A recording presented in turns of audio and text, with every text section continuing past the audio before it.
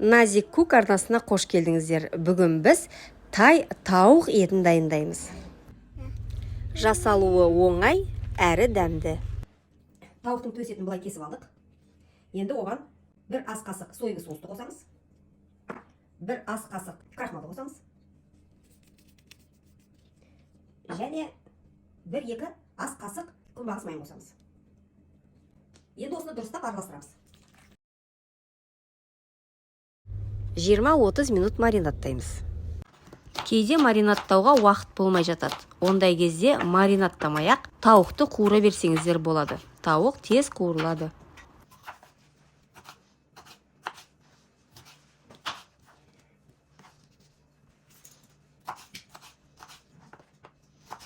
Міне осылай кесіп, барлығын дайындап алыңыздар. Майымыз қызғанда тауығымызды салып 5 минут қуырамыз.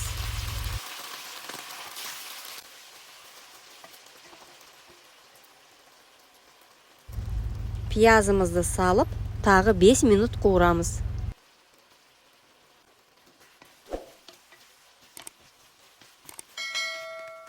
Бір шай қасық паприка салдым. Және шай қасықтың ұшындай қызыл бұрыш салып жібердім.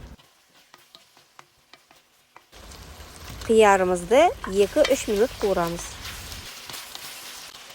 Бұрышты да дәл солай 2-3 минут қуырамыз.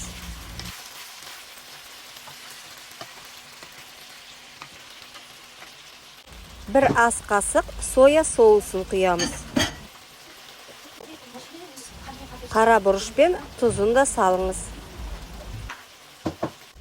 3-4 қалампыр сарымсақты майдалап турап салыңыз. Оттың астын басып, бая отта 10 минут пісіреміз. Содан біздің тамағымыз дайын болады.